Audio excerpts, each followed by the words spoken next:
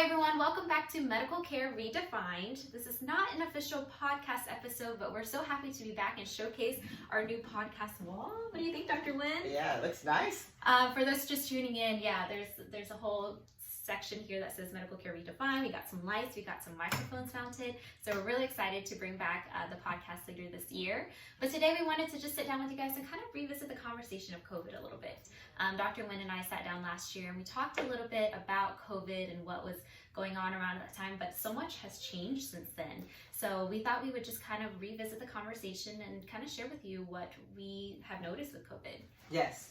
Yeah, a lot has changed. It's all changed all of our lives, right? The way we do things and the way we hang out with each other and whatnot. So, kind of to start out, I mean, I think we were very cautious when COVID initially occurred. You know, we had the lockdown and everybody wear masks. And then some of us got vaccinated and it got better. I have to say it was really nice where we're like the restaurants don't have to let us wear masks and our rate of COVID significantly went down in our office. We didn't have much positive. We barely did testing on some of the days, so which was really nice. I was so excited. And then the school kids went back to school, and I think that kind of like in the past recent weeks has been pretty bad, where none of the kids are vaccinated, and which understand because they're we don't have vaccine for the little ones, and they're usually healthy, so they come home with like just a cough or a cold, like their usual allergy symptoms, and then they bring it to their parents or their grandparents who are immunosuppressed, and so they get really sick. And the thing is, the kids spread it so easily because they don't wear a mask at school either. So it's been a rough patch, and so I've seen that people who are not vaccinated seems to be a little bit sicker and catch the virus a lot more, and so that's kind of what we want. Yeah, kind of just thinking back about it, I think when we did this episode last year about COVID, we didn't even have vaccinations yet. That's right. Yeah, and even as healthcare provider, like I work in a healthcare office, I was very skeptical about getting the vaccine just because like I don't know about the research and what's going on in it. But what do you think, Dr. Nguyen? I mean, since then we've all in the office have gotten vaccinated just to protect each other and our families, because I for sure had to get vaccinated to see my grandma who lives in a nursing home. So vaccinations are available. We got vaccinated. What do you think?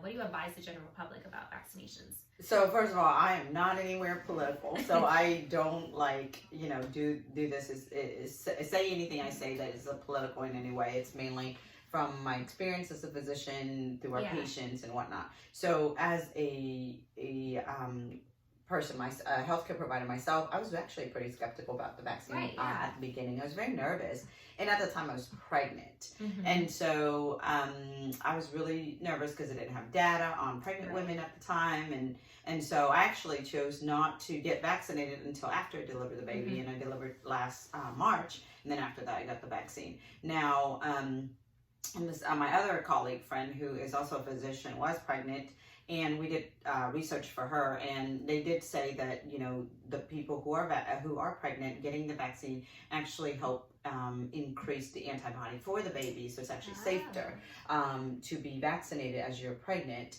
And if you're pregnant and you get COVID, you may not do as well, and so that's kind of one of the reasons that one of my colleague physician friends decided to get vaccinated. She recently delivered, her baby's very healthy, no issues. Oh, good. So in that aspect, and I understand that some people are very concerned and worried, but like I mentioned earlier, the vaccination is not just for yourself, right? You may be healthy and you may get the COVID and it might be just a cough or cold and it's nothing. However, if you carry the virus, and you could carry the virus from 3 to 5 days and not have any symptoms. And once you share the virus with, during that 3 to 5 days, you can share the virus with other people. And if it's your kids or your grandmom, your dad, or somebody who's immunosuppressed, they can get really sick. And as you know, some of our patient has gotten really sick, especially the ones who are not vaccinated, has been hospitalized, and luckily none of our patient have had to be to put on a ventilator, but close to getting sick because they weren't vaccinated or the immune system wasn't very good. Yeah, so I guess everyone who hasn't been vaccinated that's getting COVID now are witnessing more symptoms and worsened symptoms in those that aren't. That are Yeah. vaccinated. So yeah, I've seen that like the patients that have gotten like we do COVID testing, and so the ones that are positive are more likely the ones that haven't been vaccinated, and some of them who are vaccinated and still get COVID, those symptoms are very minimal. Their symptom could be just a cough or a cold. So it's not very significant. Now, like I said, getting the vaccine doesn't mean you're protected Right. from COVID. The symptoms just might be a little bit lessened because you have more antibody to fight against the virus. Yeah, that makes sense. What about side effects? Would you say there's any major side effects that we should be concerned about? I know you and I have like matching rashes. So personally, I got the Moderna vaccine, and after the day that after a few days I got the vaccine, I got a little sore on my arm, maybe a little redness around the area, but I didn't feel any issues after that.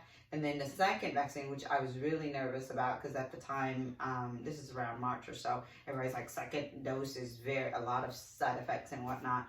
And my husband and I both got it, and we had a little bit of like fatigue, tired, and a little feverish for about half a day, and then it cleared up and it was fine. I had no other issues, and I felt a little tired, but not much. Now, from our patients, those who, I would say that before you get your vaccine, I do recommend vitamin C, zinc, and vitamin D. Those who are vitamin D adequate, they tend to not have as much symptoms when they get the vaccine. So that's what I usually recommend. And so when I got my vaccine, that's what I did. I was like, make sure I take my vitamin D before I got the shot. So I think that's... I don't think I took my vitamin D. I was lucky. I got my second vaccine whenever it snowed here, and so I got to spend the whole week at home sleeping. I was just really tired too, so I napped. Should have got your vitamin D. Yes, you're right. I should listen to you more. So I guess, is there anything else you would want patients to know if they're on the fence about getting the vaccine? What is something that you would want them to know, to make their decision? Yeah, so one of the questions I have a lot was, if I am already got COVID, do I still even need the vaccine? Right.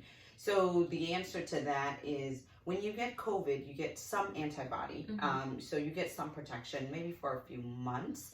Now, when they did the study on it, there was, after a few months, the patient checked the antibody, they no longer have it. So it's kind of like if you think about getting the vaccine, for example, if you're going to get the Moderna or the Pfizer, the first dose will give you about 60-something% protection. That means that when you get injected, the protein gets in, and then your body produce a antibody, meaning your body produce a fighting mechanism against it, right? And then, but it can only produce so much. Then the second dose is to give you a little bit more protein, so then your body can produce more antibody. So with that being said, when you get both of the vaccine, you get about 95 or 96% protection with the Moderna and the Pfizer, and then the Johnson & Johnson's only one shot. So that's, I think if I remember right, it's about 84 to 86% protection.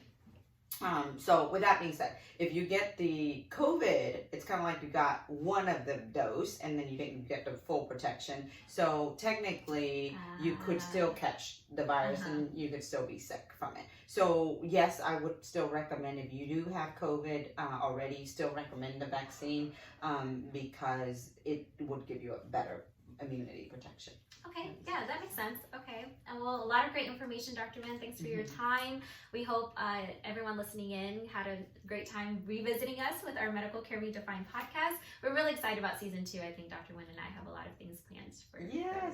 So. We're really excited. And if you have any questions about the vaccine, or should I get it, not get it, we are here available to answer your questions. Actually, I do have one more thing to add. I have some patients who called me and said, hey, I don't want to get the vaccine. Can I just be on ivermectin or hydroxychloroquine daily for prevention? And the answer to that is that ivermectin and hydroxychloroquine, especially if you take it long term on a daily basis, then it does increase in arrhythmias and then liver toxicity. So I don't recommend daily for that. And the question is, when is COVID going to be over? Right. Are you going to take the the prophylactic for the rest of your life? Those medicine, especially ivermectin, is not made to be taken daily, so the long-term side effects is concerning. Yeah. Okay. Well, thanks for your wealth of knowledge, Dr. Nguyen. We appreciate you. Again, yeah, DPC Health is here as a resource. If you need anything at all, you're welcome to call our hotline. All right. You guys have a good one. Bye. Bye-bye.